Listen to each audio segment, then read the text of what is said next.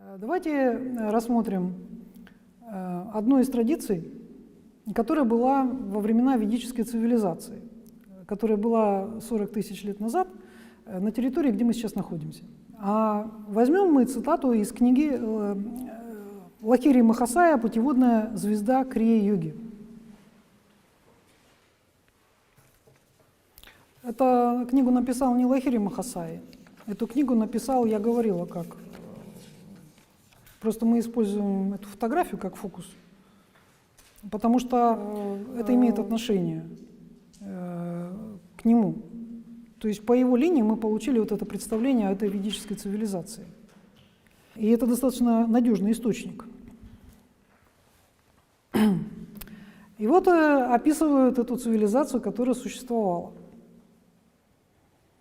До 7-8 лет дети, здесь берется мальчик, воспитывался в семье. Его воспитывали родители, отец, и обучали каким-то основам семейных традиций.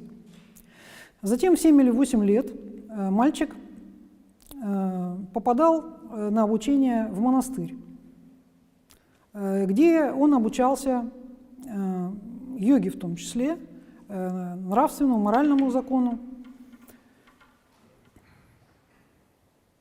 И так продолжалось до 25 лет. Это получается где-то 17 лет. До 17 лет человек обучался йоге. В том числе, и самое главное, чему он обучался, это управлять сексуальной энергией. Он приучался к тому, чтобы использовать ее только в божественном случае. То есть до 25 лет человек ведет целомудренную жизнь. В 25 лет наступает период, когда люди вступают в брак. И до брака никаких отношений нет.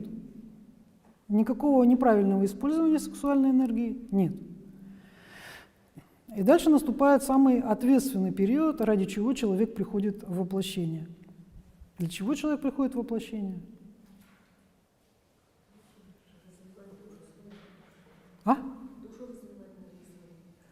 Чтобы родить духовного сына. Вот как об этом написано в этой книге.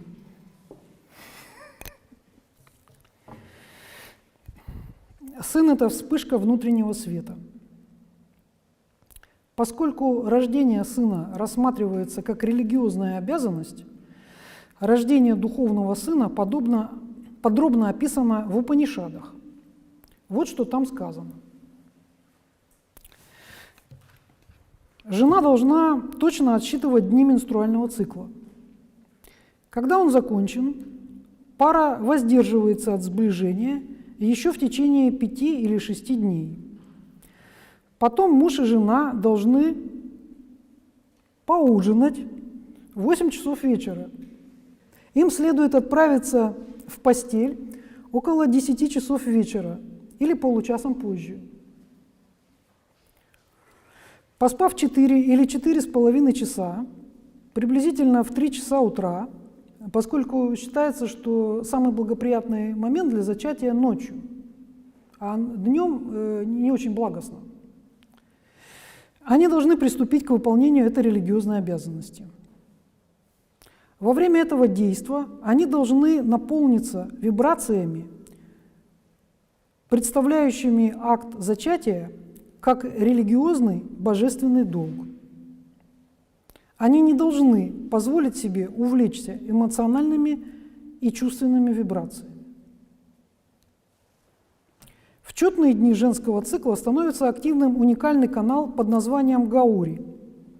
Если они выбрали правильный день, то у них родится мальчик. Если по ошибке они выбрали нечетный день цикла, то ребенок будет девочкой, потому что в эти дни активен канал Чандрамоши.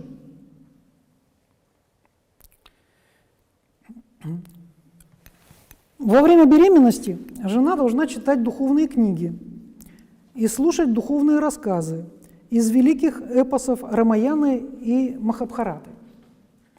Эти книги ей читает муж ночью и свекровь днем. Если она хочет, то может смотреть духовные фильмы. В некоторых семьях жене также читают эпизоды из Шри Бхагаватам, описывающие беременность матери Бога Кришны. Ей также дают самую лучшую пищу. Такая заботливая опека осуществляется для того, чтобы ребенок получил от матери высокие духовные вибрации и чтобы ему была обеспечена высокая духовность, а также хорошее физическое здоровье. После того, когда происходит таким образом выполнение религиозной обязанности, муж и жена не спят вместе. Они спят не то что в разных постелях, но и в разных комнатах. И встречаются они только тогда, когда им нужно выполнить религиозную обязанность. Понимаете, да? И у всех так и происходит. Да? У вас дети у всех есть? У кого есть дети? Поднимите руки. Ну, у большинства есть. И у всех это так и было, правда ведь? Вы же помните. И вот тогда, когда проходит еще 25 лет, и у духовного сына рождается свой духовный сын, тогда родители могут заняться духовными практиками. Они оставляют как бы мирские дела, заботы и посвящают свою жизнь Богу. Духовным практикам, эти ступени Патанджали и так далее. Вот это так было раньше. И так далеко мы от этого ушли. Еще я хочу прочитать из Упанишад отрывок о семейной жизни.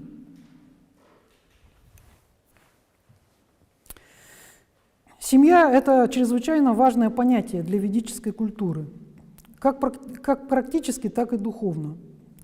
Семья – это в полном смысле этого слова цемент, соединяющий воедино общество и позволяющий ему существовать. Муж, как и в любом обществе, обязан кормить свою семью. С чистым сердцем, выполняя все свои обязанности, глава семьи может ослабить привязанности и вызванные ими склонности, которые были вынесены из предыдущих жизней. Таким образом, в соответствии с ведическим учением, семейный образ жизни имеет очень важное значение, потому что является проверенным временем способом достижения освобождения. В своих комментариях к священным книгам Лахири Махасая особо подчеркивал это. Вот он писал: «Семейный образ жизни – это источник 4 состояний жизни. Семейные люди – это самое важное состояние, поскольку они питают и оберегают всех остальных». Предполагается, что муж и жена будут жить в гармонии. Каждый партнер имеет свое место в жизни. Разделение обязанностей, воспитание детей, сохранение семейных традиций и продолжение рода, а также обязанности по отношению к обществу. Все эти обязанности выполняются при ясном понимании того, что рано или поздно результатом будет вечное освобождение. Одним из приятных моментов для людей, живущих по законам Вед, является четко установленный распорядок дня. Ясное понимание того, что у каждого члена семьи есть обязанности, зависящие от его места в кругу семьи, и также порядок, описывающий, когда и как эти обязанности выполнять, дает человеку ничем не испорченное представление о том, чем является жизнь. Так муж и жена встают в 4 или 5 утра, умываются и выполняют религиозные обряды. В некоторых семьях все члены семьи собираются вместе утром и вечером на молитву, после того, как муж и жена выполнили религиозные обряды отдельно от других. Обязанности жены обычно связаны с домом. Она готовит и подает еду мужу, детям и другим членам семьи. В традиции она всегда готовит на обед дополнительную порцию еды. Дополнительная тарелка предназначена для того, чтобы накормить Бога в лице путешественника или свами, который может зайти в дом. Обычно свами, йоги и гости приходят днем. Она кормит их, если они подходят к дверям дома. По правилам свами не входят в дом, но просят еду снаружи. Гости платят жене за еду. Обязанности мужа в основном лежат вне дома. Он зарабатывает деньги, и в этом состоят его обязанности. Лахири Махасая в своих комментариях говорит о том, что человек должен готовиться к семейной жизни. Человеку следует войти в семейную жизнь с полным осознанием того, что проистекает из копчикового центра, и всегда оставаться верным высшему Я, Брахме. И вот для того, чтобы нам вернуться к нормальному образу жизни, для этого нам нужно создать или вспомнить те традиции, которые существовали, когда на Земле были цивилизации Золотого века. И традиции нужно возрождать. Если мы хотим обеспечить себе в будущем достойные условия для проживания, поскольку в соответствии с законом реинкарнации мы же должны сейчас подготовить себе условия для будущих воплощений.